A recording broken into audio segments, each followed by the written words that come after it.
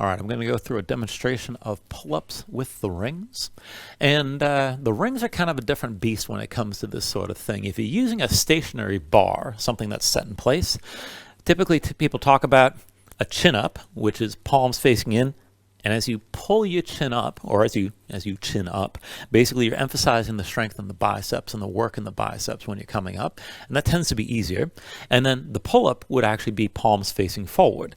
And to do that, you have to use your upper back and your lats a lot more. And you're going to feel that, you're going to feel everything, the shoulder blades moving in toward your spine, and then pulling up.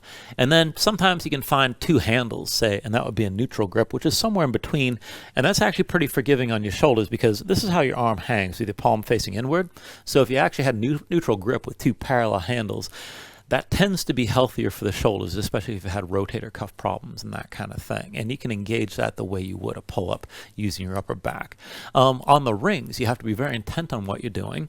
And so coming into this, and I'm going to have to bend my knees to do this because these rings aren't set very high. I would need at least another foot of clearance to actually do this with my whole body long. Now I'm going to come into this with straight arms.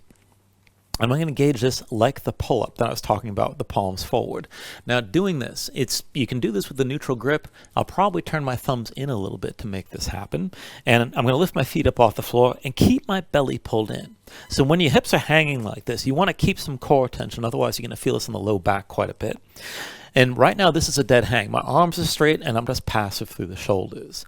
Now, to start a pull-up from a dead hang, you want to engage from the upper back, so without any bend in the elbows. So from here, I'm going to press my sternum up toward the ceiling. So I'm squeezing the shoulder blades toward each other to find that initial lift with the arch in the upper back, mid to upper back.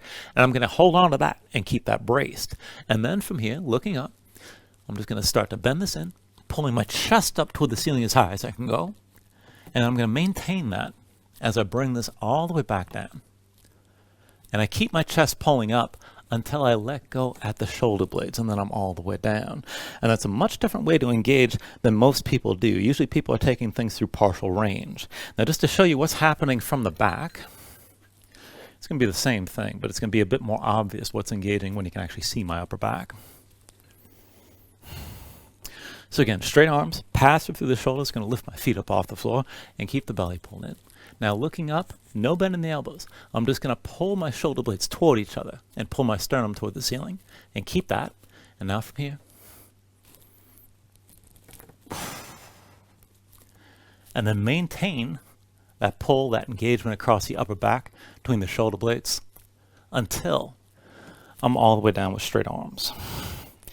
Now, that is pretty intense, all right? If you're not used to it, it takes a little while to build that up typically, especially supporting all of your body weight when you're not used to pulling that in and keeping that pulled in.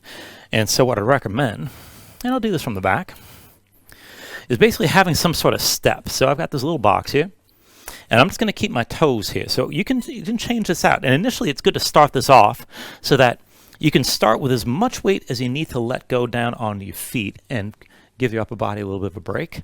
And then as you take it back and forth, you can get lighter and lighter, and maybe just do it with the tips of the toes on some sort of support, and then eventually you'll be able to do it with your feet lifted entirely. And it's a good way to progress into this kind of thing. So with my toes on the box, again, I'm going to bring myself all the way down. So here I'm starting from that dead hang, and then I'm going to engage. So pulling the shoulder blades toward each other, belly pulled in, pulling my chest all the way up, and then keeping that lift between the shoulder blades as I bring this all the way back down and then back down to that dead hang. And even if you're able to get one or two of those without some sort of support, sometimes it's good to warm this up first and feel that out. So you are engaging the upper back before you start to just take the work into the arms and bend into the elbows.